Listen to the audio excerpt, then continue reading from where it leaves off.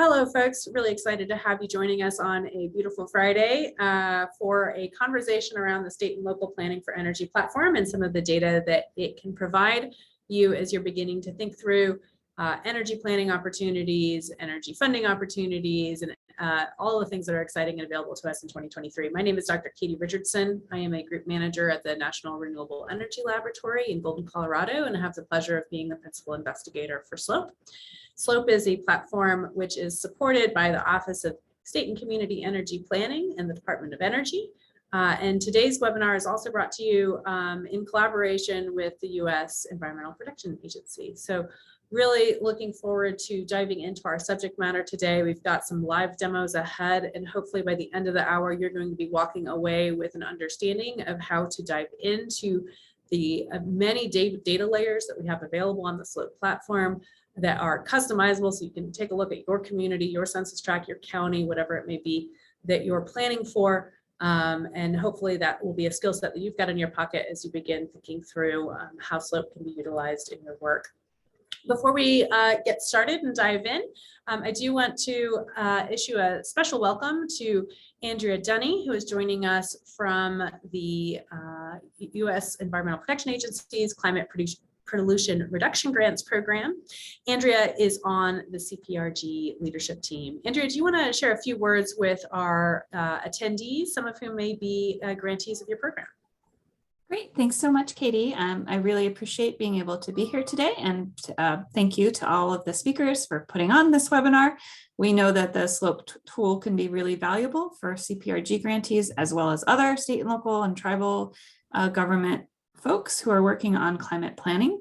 And I just wanted to let people know that I am here if any questions come up about how to use SLOPE in the context of the CPRG planning grants.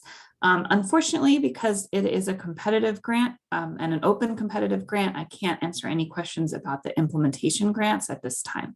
But I'm really looking forward to the rest of the webinar, so I will turn it back over to the experts. Thanks so much, Andrea. We appreciate your expertise in the room and really are grateful to have you joining us. We also have Nina Wirch, an ORISE fellow for the Department of Energy in the Office of State and Community Energy Planning. Again, programs, again, SCEP is our sponsoring organization within DOE, although SLOPE represents a collaboration across now 9 technical offices within EERE as well. So Nina, would you care to introduce yourself and share a little bit about the office? Yeah, thank you. Thank you, Katie, for that wonderful introduction. Yeah, and thank you everyone also for joining us. I, as Katie mentioned, come from the Office of State and Community Energy Programs, which is a new office that's recently been set up as we just had our 1-year anniversary. And SCEP itself has 5 organizational pillars that allow us to support 28 programs. And we are working to administer, deliver, funding, grant opportunities, and so forth that really fit well with the Biden and Harris administration's goals for disadvantaged communities and Justice 40. This then works in conjunction with how SLOPE can aid and support communities and maybe just planning purposes as a whole. But I'll give it back to Katie, and thank you so much. Thanks so much, Nina. Again, really appreciate you joining us and excited to see the audience online here.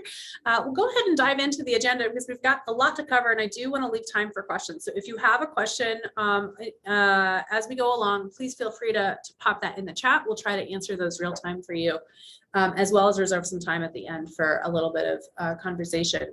I do want to start with a brief SLOPE overview. We'll get straight into some polls, some interactive polls. I hope that you'll be able to answer those so that we have a sense of our audience and you might begin to get a feel for how others are using SLOPE or thinking about using SLOPE. And then really the substance of our conversation today is going to be around the data viewer.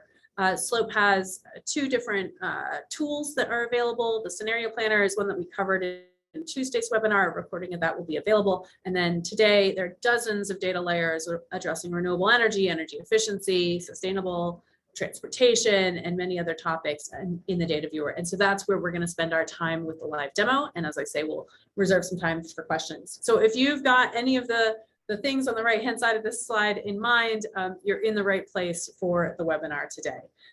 certainly some hot topics across the board. So just as an introduction of SLOPE before we get going, SLOPE is, I really want to emphasize, a free tool to use. We certainly have built it to be easy to access. If it's not easy to access, give us some feedback. We're always looking for that feedback, but it is an online platform. So you'll be able to follow along during the webinar today. Hopefully type in your jurisdiction, your county, your state, your census tract, to explore areas in your region or your tribal lands, and discover some data that is relevant for you. As I mentioned, there are two different sides to the SLOPE platform. The scenario planner really explores impacts around energy consumption, carbon emissions, as well as system costs at the county and state level, and makes projections from 2020 to 2050. You see sort of a graphic and an example of the scenario planner on the right-hand side there in this slide. And then the data viewer provides all those data sets and lots of different detail across dozens of data layers. I think we've got more than 50 these days. So, and again, SLOPE is a collaboration across the technical offices that you see here on the bottom of the slide. If you have questions for us, we do monitor that slope@nrel.gov email address. So something you can use to reach out to us if you're working away on the data and come across something that doesn't quite make sense, reach out to us. We'd love to hear from you. We'd love to hear how you're using SLOPE and whether it's being able to be supportive for you in your work.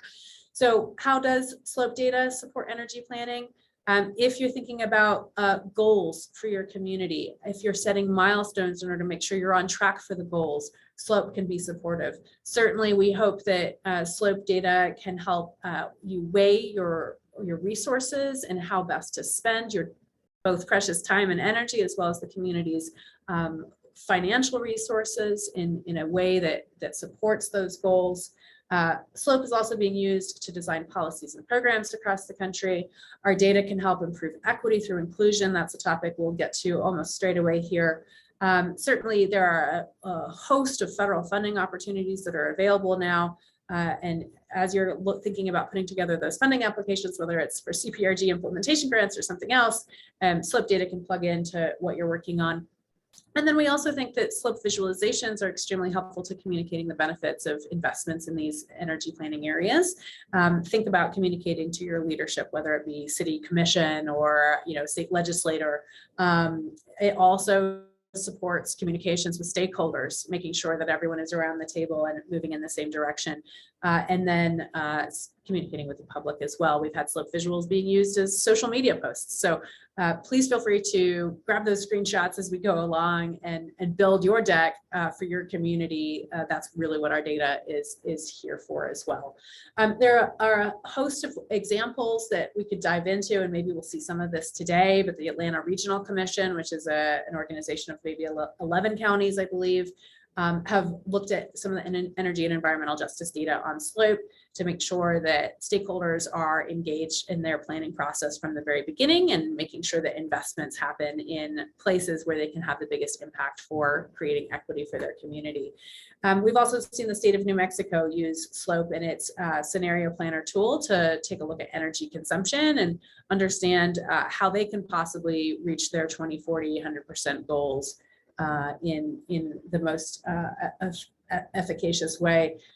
There's also been some work with Milwaukee, Wisconsin, prioritizing rooftop solar, taking a look at what was the realm of the possible was for solar and how much generation and electricity generation could happen within their community, as well as taking a look at energy efficiency. In the state of Kentucky, the capital of Frankfurt, has used some of the clean energy jobs data to communicate with leaders about the benefits of investing in energy efficiency. And we've had some work with the city of Sarasota, Florida, designing policy around commercial buildings. So this is just a little flavor of why SLOPE data might be relevant to you and your work. And we'll see a number of these examples as we go along into the live demo. But before we get there, let's dive into some of the polls. So if Jana could help set up a live Zoom poll here for us. I'm curious for this audience, how many of you are just learning about SLOPE for the first time? Have you heard of SLOPE but never used it? Have you explored it a little? Are you familiar with SLOPE and if you used it to support energy planning? So we've got some data coming in here. Looks like those first three options, a little bit, a third, a third, a third. Maybe some of you joined us on Tuesday, so you've heard of Slope, but just beginning to get to use it. All of you are in the right place for this webinar. Hopefully everyone here will take home something useful to you in your work. So that is terrific. All right, let's move on to the next poll here. Let's see. I'd like to get a feel of what sectors we have represented in the audience today. Federal government, state government, local, tribal. We certainly welcome our tribal partners. Regional organizations that may be cross-county lines. We've got some examples there that we can talk through. Energy service providers, lots of those folks really love our levelized cost of energy data set. Is one of the most used data sites. Looks like we've got a pretty widely spread crowd today. So I really appreciate and welcome each of you for joining us. All right, let's move on to the next poll then. All right, let's see. What energy planning activities are you presently working on that require data? Select all that apply. So hopefully this is set up so that you can answer multiple selections here. There's certainly a lot of activity happening in this space right now. We've been, creating those strategic energy plans and roadmaps. Many of us have those completed. Maybe they're being updated. Many folks, it looks like, are developing emissions inventory, and maybe even a few more are looking at those funding opportunities I mentioned. So those are some pretty popular choices. Some folks are designing programs, still weighing priorities, and 2/3 of you are communicating with decision makers in the public.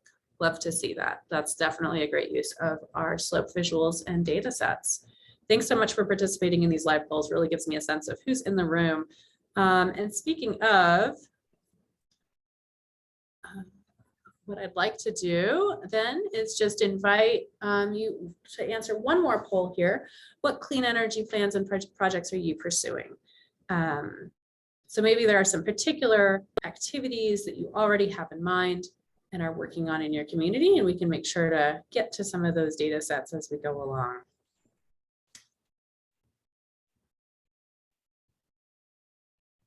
All right, answers are flowing in here. Looks like most popular choice is that climate action, sustainability, and our energy plan. So certainly lots of data to plug into those plans for you today.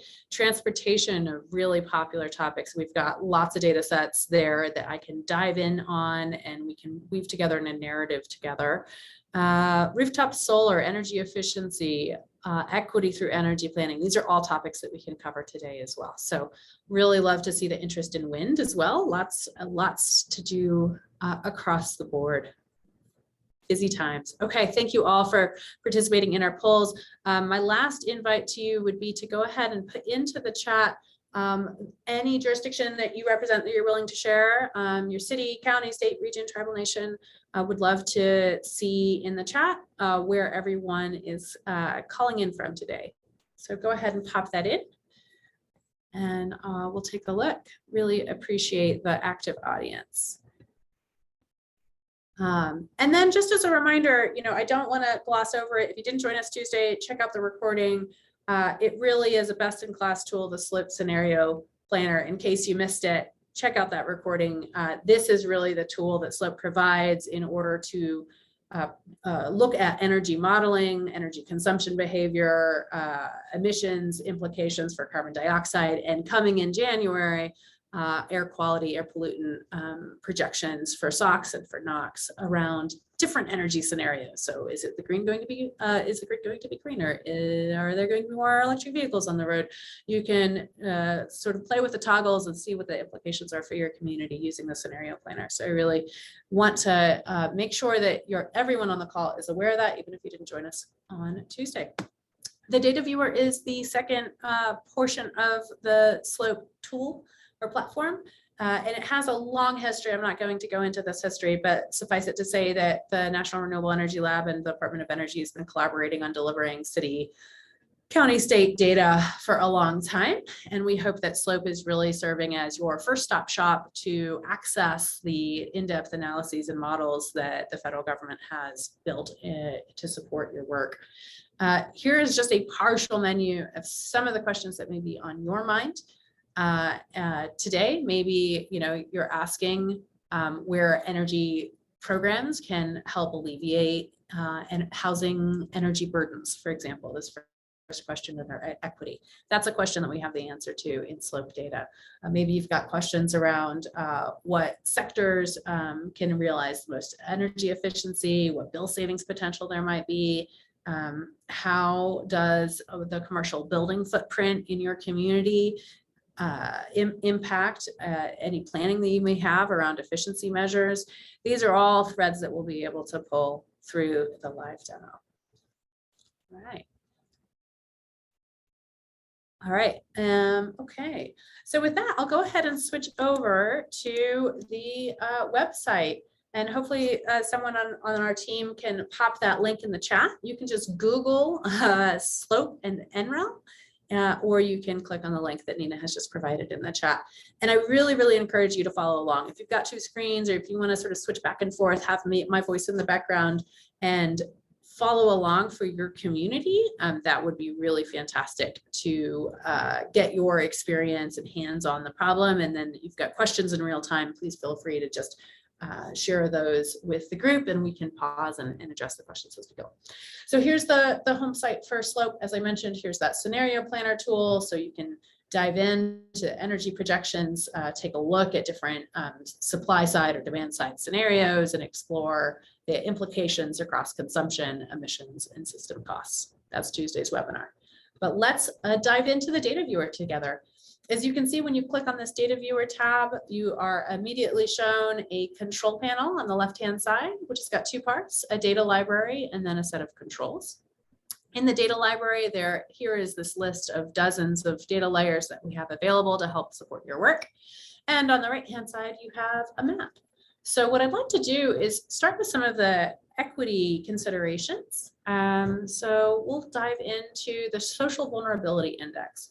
And when you select a data layer from the data library, in this case, I've selected that social vulnerability index, which is a measurement from the CDC. The control panel automatically pops over to that controls tab, where you can search for your particular location. So let's see, I see that we've got some folks from all over the Chicago MSA. Maybe I'll try to pick on Chicago. I don't know what county Chicago is in, but maybe I don't know if there's a name of the county that can be provided. Oh, maybe I'll pick on DuPage County, Illinois. I hope you don't mind, Joy, since I see you in the chat. And you can pull up DuPage here, and the map will automatically zoom in on this particular census tract. This particular county, and demonstrate sort of the overall percentile ranking and vulnerability for this particular county. What's interesting is you also end up with a chart on the right-hand side that pops up. This is very typical for all of our SLOPE layers. We've got a map on the left, and then once you click on a location or search your location, you get that chart on the right-hand side that gives you extra detail to dive into. And what's interesting here is that we see for DuPage that while their overall percentile ranking of social vulnerability is relatively low, this means that there is less vulnerability in this county than most of the rest of the United States. We see that there is sort of a breakdown by these 4 different areas that CDC looks at: minority status and language, housing type and transportation, socioeconomic categories, household composition. And if you're interested in any of what's involved here, you can sort of hover over the legend, and you can see that for this particular county, the minority status and language variables are pinging very high. So there's more perhaps communities that are either identified by the census as minority, or that they speak English less than well. Maybe this is an indication in this particular county when you're doing work that community translators, community leaders might be an important stakeholder group to include in doing this work. What's also exciting on this is I just want to point out back on the control panel, on the control tab, you have a couple of different spatial resolution options for this particular data set.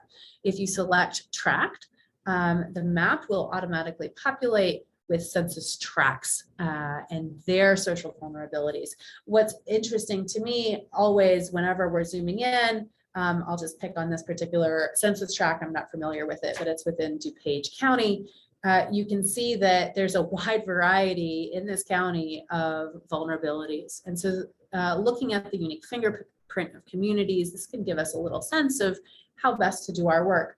Whether there's housing vulnerabilities, multi-family structures, mobile home structures, that might inform what kind of efficiency work or programs might be relevant in a particular census tract. So certainly hope that this kind of equity data can help support your conversations, as well as those grants that require, a conversation around, and a portion of the proposal has to be around community benefits. This is the kind of data that might fit into those sorts of responses and your narratives.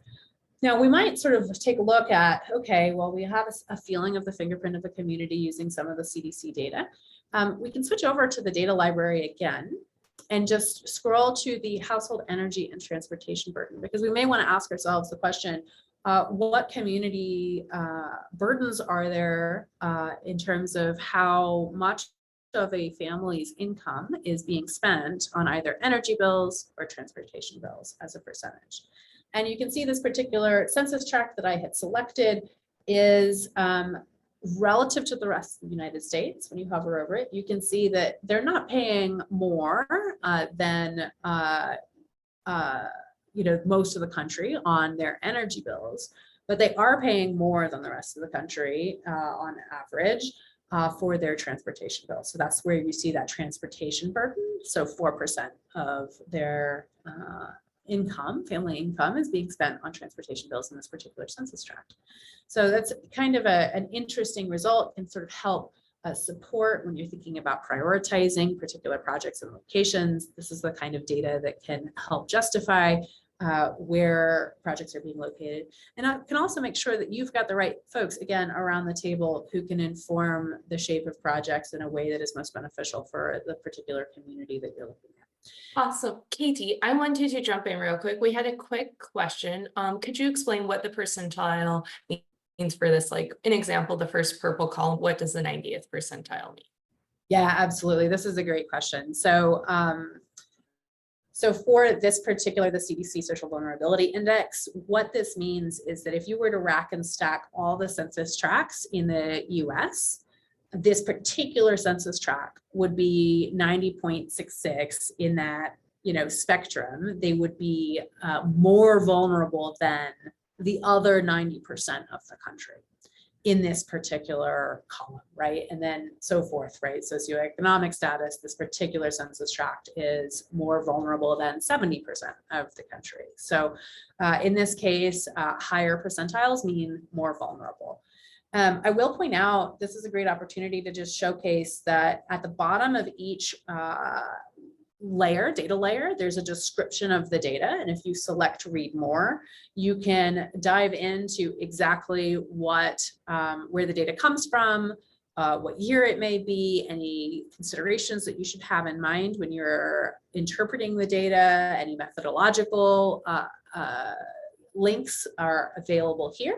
And in some cases, depending on the particular data set, we have other resources linked for you in that data descriptions, next steps that you could take. SLOPE is a first stop shop, but there's a whole host of investments that the federal government has made in resources that we'd like to point you to. So definitely dive into those data descriptions every time you have a chance to do so. All right. I hope that answers the question, and I love the questions, so keep them coming. So we've taken a look at the Social Vulnerability Index. We've looked a little bit at energy burden. And if you identify, again, a particular census tract, perhaps in this bivariate map, if you haven't seen these before, it's a little unusual. And I'll sort of scroll over here. Some of these communities, census tracts, you can see have, higher burdens in energy.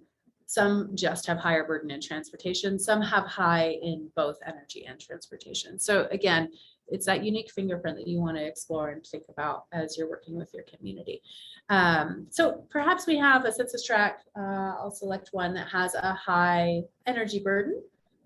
Maybe for that particular census tract, we want to begin thinking about how could we work within this community. And I've switched counties here, across the county boundary. Sorry, DePage, but you know, how could we work within this community to identify ways to reduce that energy burden, right? What is the opportunity for savings that we could put back into the pockets of low to moderate income families if we were to pursue energy efficiency opportunities? So if you go back to the data layer to answer that question, we can look at the LMI single family home bill savings potential. So click on that guy. I think this data is available at both the county and the state level. So if you zoom out to the US map by clicking the little US map icon, you can see sort of the range of bill savings potentials across the country, obviously informed by local climate, weather conditions, building stock. These are the kinds of things that go into this data set. And I'll just select a page again. And what's interesting is at the county level, you can see that in 2015 dollars, you can put $300 or more back into the pockets of LMI single family homes by pursuing electricity energy efficiency measures. So really, I love this chart. I love it because everyone understands what a dollar is, and everyone understands how important that might be to an LMI household. So really want to just highlight, this is a great one if you're looking to communicate about why energy efficiency measures are an important priority for your work. I really love the impact of this chart. And again, you can see the data description at the bottom where you can dive in. What does this mean? What analysis did this come from? If you've got questions about what's included, what's not included, that's the right place to take a look. The other thing that's worth saying, you know, when we're using the Slope Data Viewer, I think if you joined us on Tuesday, you'll recall that I encourage taking screenshots. So this is, you know, a great example of a visual that maybe you want to drop into a PowerPoint, maybe you want to drop into a publication, or depending on, you know, what you're doing, you know, a funding opportunity, that kind of thing. There's also, I do want to emphasize a button here on the left-hand side where you can download data. So if you want to do your own analysis, that download button is right there for you. We also have just a quick cheat button here to copy the URL of what you're on. So if you were to copy this URL and send it to your colleague, you can work together collaboratively and look at the data and what it might mean together. So that's something I wanted to emphasize. All right, I'll go ahead and move on. You know, one of the things that I think is really compelling about energy efficiency work is that, of course, that that effort is inherently local. If you're, you know, doing a window replacement, if you're working on roof insulation, if you've got a smart thermostat or are installing LED lights, you've got to have the workforce there present in your community, twisting the light bulb and putting in the new LED bulb. And so what I do like to point out from a communication standpoint here is that we've got these economic indicators, and in particular, the clean energy job estimates. So if you go to the data library, you can click on that. You can zoom out to the whole map to take a look at some of these job implications. And right now we're showing business as usual jobs across the country for clean energy technologies in 2020. One of the nice features of Slope is some of these data sets are actually time series. So in this particular case, we've got actuals for 2020 and then projections for 2025. And then 2030. And so as you move that time slider along, you can see more clean energy jobs coming into the US and being an opportunity or arising in our economy. I shouldn't say coming into the US, that's confusing, but you hopefully know what I mean here. So really love seeing that time slider series. I think that, let's see, try to pick on someone, let's see, Indiana, you can click on Indiana and take a look. And again, once you click on the chart or you type in your location, on the right-hand side, you see those job estimates coming out. And what's nice here is you've got, again, the actuals for 2020. And then as we go on, we've got modeled projections for 2025 and 2030. In this particular study, there were two scenarios that were considered. There was a business as usual scenario, which assumed that manufacturing, continued in the state as expected. And then there was an accelerated adoption scenario that this particular analysis also considered. And you can sort of look at the range of that projection across this chart. What's compelling here is that you can begin to see, okay, if you're doing a solar project, you can see the potential of those solar jobs. You can also see the potential of those energy efficiency jobs coming in. It is really important to explore the caveats with any data set.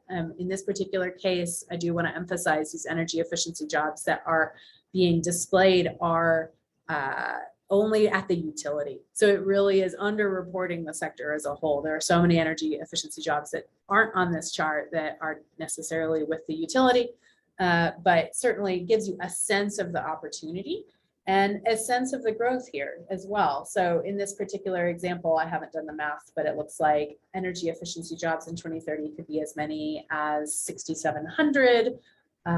Here we've got 1,500-ish at the starting point. So that's a fourfold increase in energy efficiency jobs over the next decade. And that's the kind of compelling statistic that we hope that you're dropping into your communications or your proposals. All right, I'll pause and see if there are any questions. I've been going a little fast. Yeah, I appreciate Megan dropping in the Tribal Energy Atlas. It's a fantastic resource to consider if you're a tribal government as well. So something to take a look at. I would also like to say, if you have a question that you feel would be better articulated verbally, please raise your hand and we can unmute you too. Great, thanks, Nina. I see a question here from Cran. Is there a version of this chart that is not looking at the raw data, but data normalized by population, as in this kind of looks like a population heat map? Love this point, Grant, and right you are. So you can see California, Texas, Florida, these are population centers.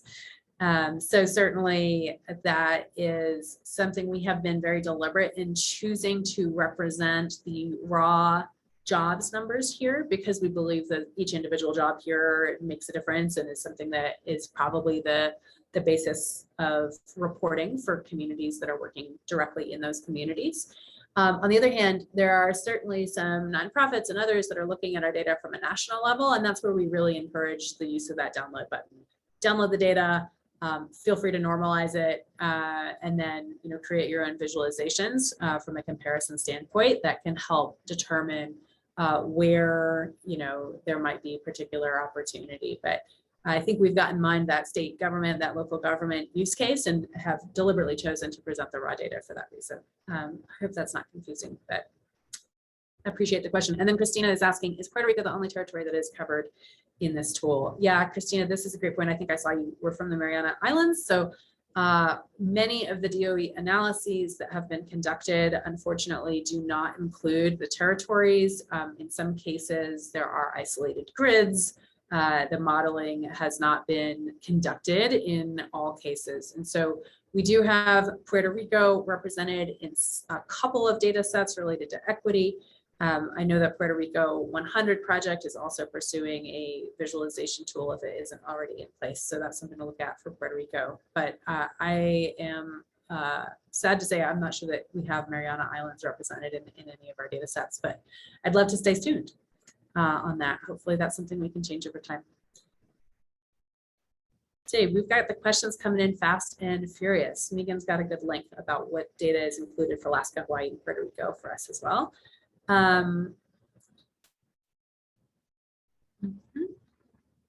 Right. I'll go ahead and move on for now, and maybe we'll come back to some of these questions at the end, if that's okay with everybody. I'd like to dive into transportation, since there were quite a few folks on the call that expressed some interest there. I'll move pretty quickly through the scenario planner. I just want to showcase that you can take a look. I'll choose Fulton County, Georgia, just for the sake of expeditiousness. You can sort of take a look at you know, the emissions projections from 2020 to 2050 across various sectors. And you can see this most significant contribution is coming in from those conventional vehicles, gas-powered, gasoline-powered vehicles. You can also, and I didn't showcase this on Tuesday, but you can actually cross out the areas that you're not interested in looking at so that you just see the contributions of emissions from conventional vehicles and from electric vehicles. There's a little sliver there at the bottom.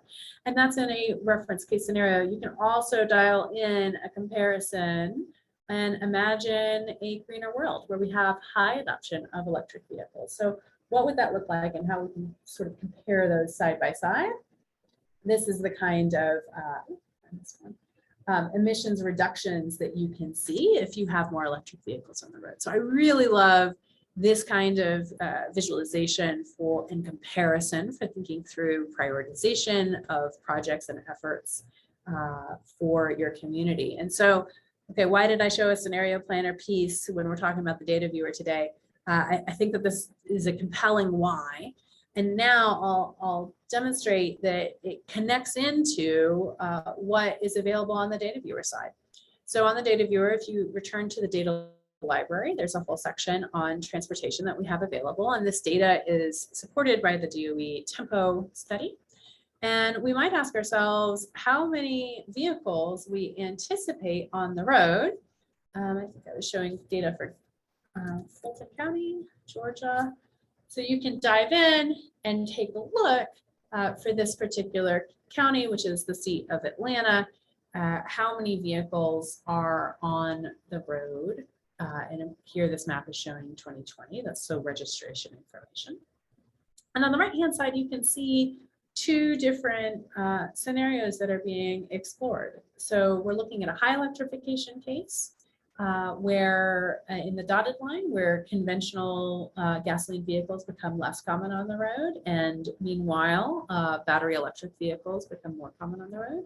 Or you can look at a reference case. And it's important to note that this particular data set is a little bit older, so does not yet reflect IRA. So we are probably more in this high electrification scenario than we are in the reference scenario at this point. So that's worth noting from a planning perspective, but you can see it when you look at the chart as a whole that there's kind of a delta between the number of electric vehicles on the road in 2050 under a high electrification scenario or a reference scenario. But you can compare those numbers and begin thinking through what the implications are for charging stations and other resources. You can also sort of pull out an approximate sort of turnover date when more battery electric vehicles may be on the road than conventional vehicles. So I think that turning point, the fact that there will be a turning point, not so much this specific year, is interesting to begin motivating what investments need to take place now so that we're ready for that turning point. Again, sorry, really quick to jump in. We have a quick question. How do you display the graph again? Yeah, thanks for the question. So for this particular chart and all of them, you begin at the data library and you select your data layer. When you select it, let's see, I'll just go ahead and let's see, clear this so that you can see how it starts. When you select a layer, you'll just get the map at first. And then there are two ways to get the chart to display. You can either search for your location using the search box in the control panel, or you can click on the map itself. So if you've got a nice big county like San Bernardino, you can click right there, or you can zoom out and in with these panel options on the map as well. Or you can just type in your community. As you begin typing, you'll see in this example, let's see, I think somebody said they were from Cook, perhaps Illinois. You begin typing, and then there's a set of options that you can select from, and you can click and select on that option. And that's what will zoom the map to the right place and pop the chart into the right-hand side of the page as well. And I will just pause and see if Christian, that answers your question, if you've been able to follow along. Okay, I got a thank you. Cool. If anyone else is having trouble following along, just let me know. So this is, an interesting chart to explore vehicle stock on the road. I will point out, and we won't spend any time on this, but I really love this link here to the Alternative Fuels Data Center. It's a fantastic resource built by the Department of Energy and the vehicle folks and experts there. And in particular, the Electric Vehicle Infrastructure Projection Tool, or EVI Pro Lite, is a way that you can begin thinking about, if I'm going to have this many vehicles on the road, I've got this data from Slope, how many charging stations do I need? And you can plug those numbers from Slope straight into the EVI Pro Lite tool and sort of chain the resources together to make a compelling case as to why, what kind of investment is going to be necessary in the years ahead. So definitely explore that tool as well. And of course, these are all projections, they're models, but it's our best guess here. Let's see, Gil is asking, so the x-axis here is model year of vehicle. No, so this is the year that we are asking ourselves the question, how many vehicles are on the road of each type? So here we are in 2020, this is real registration data. And then we can imagine, hey, in 2035, how many vehicles might be on the road that happen to be electric. So in this high electrification case, maybe that's 250,000 in this particular county. Or if it's in a reference case, oh, sorry, I'm misreading that. 250,000 in the reference case, or up to 1 million in the high electrification case. So there's a wide spread there to consider and begin thinking about what are the planning implications. What's the lower bound? What could be the upper bound? What's the right set of investments to balance that risk for my community? Thanks for the question, Bill. Okay, I also want to point out just briefly, we also have some fuel consumption data. So how might that change in what vehicles are on the road have implications for the grid that we're building? And how might I work with my utility, for example, to make a compelling case as to why they might have a vested interest in electric vehicles. This is a great data set to dive in there. Okay, Zenon, I see, asked the question, how do you know how much driving will occur in 2050? Does the modeling take into consideration changes in land use and active transportation? Yeah, this is a great question. So I am not the expert on this particular model, which is called Tempo. So if you wanted to dive in to Tempo and the electrification futures study, that would be where you could find additional detail about exactly what's included in the modeling. But we base these assumptions around mileage driven models, and we do have that mileage information there. The correct term is vehicles miles traveled there as well, if you want to explore that data as well.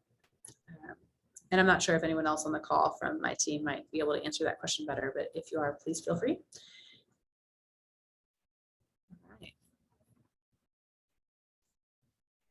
And again, certainly encourage you to reach out to us slope@nrel.gov, and we can follow up with you about that as well. All right, so that's a little bit of the narrative that we can create around transportation. I'd like to showcase some efficiency data for you as well. We've got this energy efficiency data sets, and in particular, I wanted to share with you the residential single family home energy efficiency savings opportunities. This is information from ResStock is the name of this particular model. It is available right now on Slope at the state level. So you can see that data here. And it's also a data set for which we have layered onto the energy efficiency information some equity filters. So I'll show you what that looks like. Let's see, I guess I'll stick with Indiana here. So if we zoom in, you can see in the shaded regions, these are particular census tracts for which these equity filters apply. So the overall green represents the energy efficiency savings potential for single family homes in Indiana on the whole. And then these particular census tracts, you can see meet the criteria of having particular equity issues, whether that be higher energy burden or higher transportation burden or a particular social vulnerability index. And you can see those shaded in. What's great here is maybe we're not worried about transportation for whatever reason. We don't have the funds to deal with transportation. Maybe that's a different department within the city. Maybe you're only focusing on equity around energy, not transportation. You can sort of begin dialing in those particular characteristics that you're focused on. Maybe you're looking at housing and energy and you want a certain social vulnerability index. You can begin taking a look at where your dollars might have the best impact in terms of equity using these filters. So if you have any questions about that, I'd be happy to answer them. I went through that pretty quickly, but I do want to showcase that the res stock information on the right-hand side here goes by technology, and perhaps not surprisingly, this particular savings potential in Indiana is really all about replacing your electric furnace at wear out and replacing with heat pump opportunities. So that's one of the most significant savings potentials that is available for Indiana. Let's see, Nicole has a question. Household energy burden slider. What is that percentage indicating? Areas with higher average burden. Yes, exactly. So this is, again, it's related to that data set that we showed earlier. So what we mean by energy burden is the percent of a family's income that is spent on energy bills for the household. That's what this slider is. And so if it's at 6%, it means 6% of the family's income is being spent on energy bills. If it's at 9%, it means on average 9% is being spent on energy bills. And so you can see for the country, anything above 6% is considered high. It's in that sort of top third or so of energy burden in the community. And if that's something that you go off and next week you pull up the site and you've forgotten, you can hover over the info button and you get a little pop-up. It's a little bit of an eye chart, but it does share with you what that energy burden is defined as. And then at the bottom here, again, in the data description, it's a treasure trove. There's a whole description of the way the equity filter is working and other resources that you can point to. Great. So that's one of the energy efficiency data sets we have available.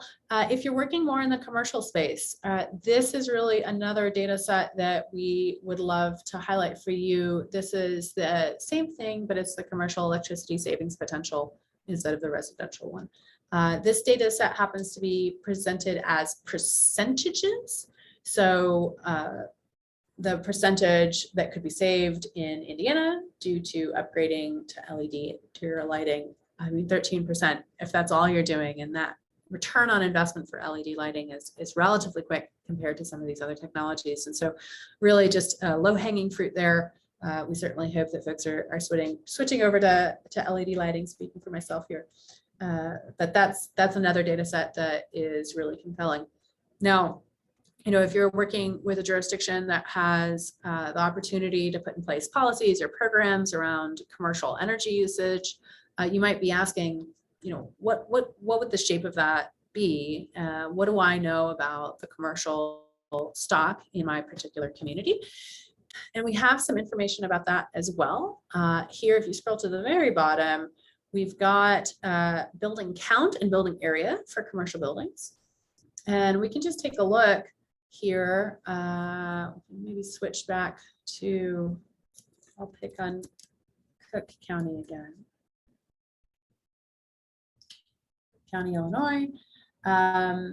You can sort of see the mix of buildings in the county seat of Chicago. We've got quite a few multifamily homes, multifamily commercial buildings. And the way that you want to read this chart, it's a little confusing, but each bar includes all of the buildings that have at least the amount of square footage that's written on this x-axis. So here we have absolutely all the buildings that are over 5,000 feet. And this bar will include all of the buildings represented in the next bar, right? Because these are all the buildings that are over 10,000 feet. So those buildings will qualify for both this bar and that bar. So if you go all the way over to the right-hand side of the chart, you have just the largest buildings.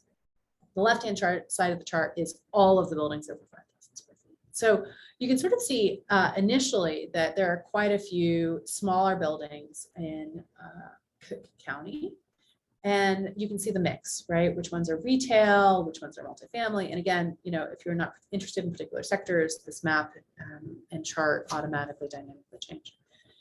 And so if you switch over to area, what then becomes very interesting is that a significant, the largest portion of the area of commercial buildings in this particular county is represented by buildings over 50,000 square feet. So it's in the right-hand side of this chart alone.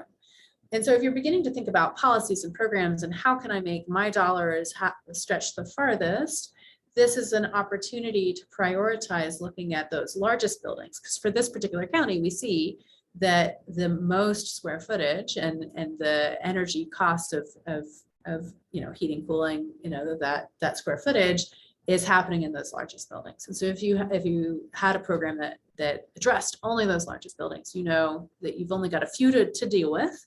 That's from the first chart, and that they're going to have the most square footage that you'll have a chance to address through that program. So just an example of how slope data can begin informing your work. And I'll just have one last data set and I'll pause for questions as I promised.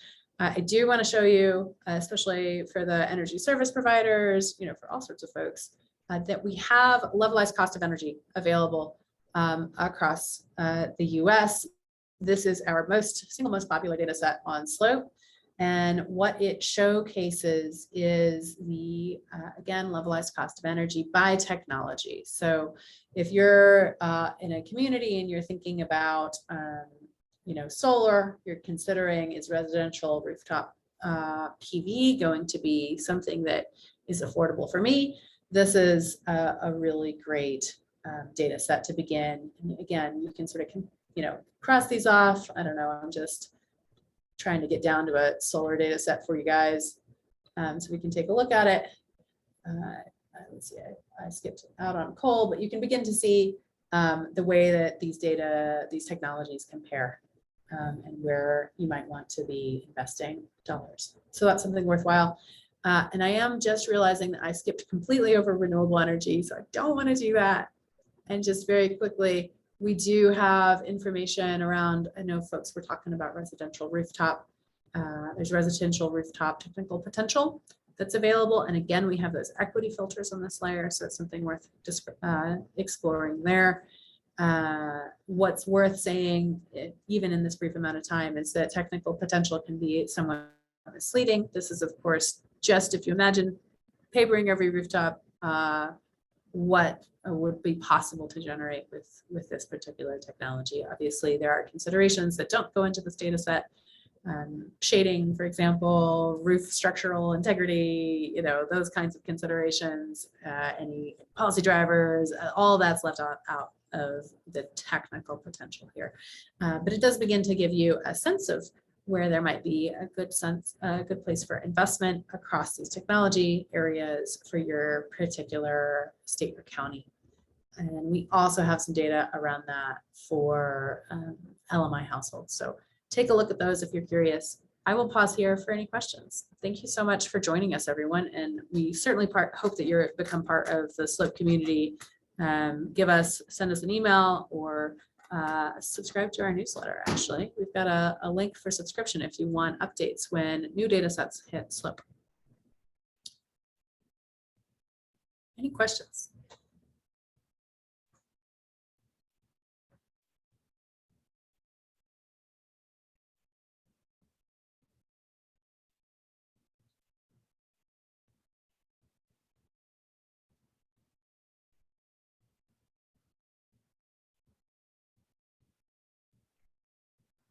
Well, I think, thank you so much, Katie. We will stay on for another 6 minutes, I think, at this point, if that works. Does that sound about right, Katie? And then we can, yeah, close it out after that. So thank you everyone for joining. Yeah, big thanks to Nina at the State and Community Energy Planning Office, DOE, and big thanks to Andrea Denny from the EPA. Certainly when we think about those climate pollution reduction grants, hopefully some of this data is, begins supporting the community benefit story, the inventory work that's necessary.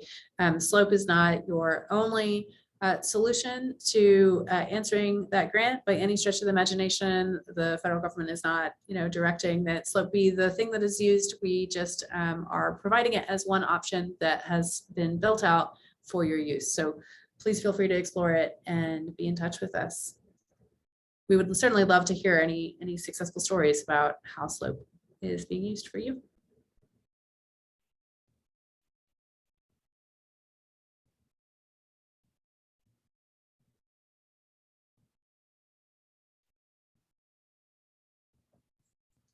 And I'll just stay on in case there are any questions.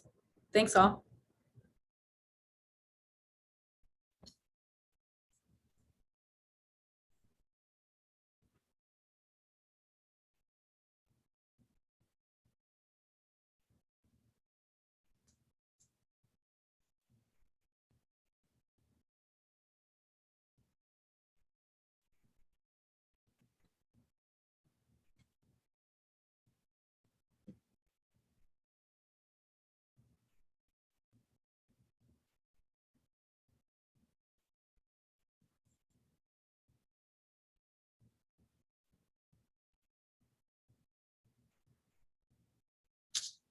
All right, I do see a question in the chat. Vero asks, is there a category for LMI households in the filters that represents income only, like less than 80% average median income or AMI, or less than 200% of the federal poverty level? Great question, Vera. So since we're on a data layer that displays equity information, I do want to showcase that these icons show that equity filters are available for a particular layer. So if you're looking for that feature, that's the icon that you want to keep an eye out for. When you switch over to the controls, you can see that we do not have AMI or SPL represented in this particular layer. But what I do want to showcase is if you go into some of the data sets under energy and environmental justice, which we didn't have a chance to take a look at. So for example, the LMI residential rooftop solar potential. I love this data set, and it shows where there is an opportunity for LMI residential rooftop. And you see those familiar, I'm sorry, I said average median income earlier, I mean area median income. You see those familiar quintiles, right? Very low, low, moderate, mid, and high. So if you wanted to dive in to that data set, this would be in that kind of filter. This would be the place for you, I think, Vero. We do not have that by FPL. We did some thinking around which to represent. And so AMI is where we landed in terms of representing the particular economy of a location most accurately. So that is one way that you can get at what you're looking for. And it's worth pointing out that the map in this case, I believe, is showing very low, low, and moderate, but not mid. And that is highlighted here. So again, another place where you could potentially download the data, slice it and dice it, however it might be useful to you.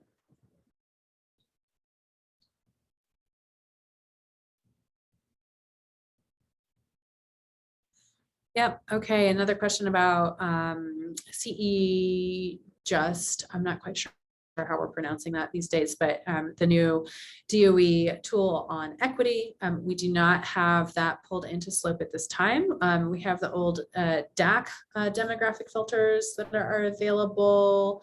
If you go to the LMI households DAC status and demographics page, we do have that DAC score and percent of DAC communities available here. If you go to the tract level and happen to get lucky and click on one, a tract that has a DAC, you can sort of see some of the individual information there, but it is not yet reflective of CEGAST. So that is something you should pull in separately from that tool. Absolutely. See what other questions we've had come in.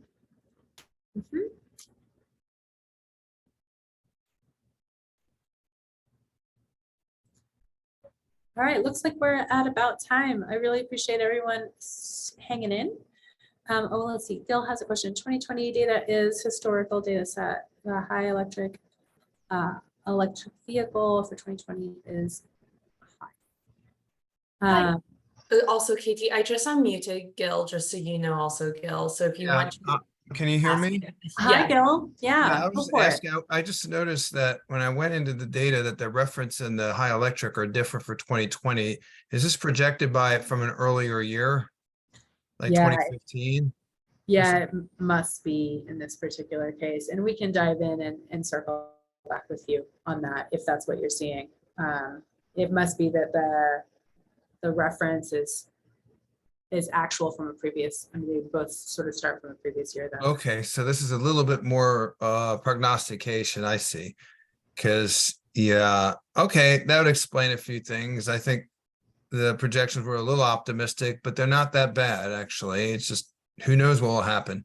And we're Yeah. talking about only personal owned light duty vehicles and things like that. So Yeah, that's right. That's right. This particular model is only for personally owned light duty vehicles. So that's and I guess I could look it up, but when you say light duty, do you know what does that mean? Light duty cars and trucks, I'm assuming, right? Both the trucks and the cars. I believe that's right. Yeah. Okay, that's all. Thank you. Oh, and Megan's got an answer for us. Transportation uses annual energy outlook data from 2019. So there's that Okay. differential. All right, thank you. Yep, absolutely. Thanks all. I hope you have a great rest of your day. I enjoyed engaging with you today.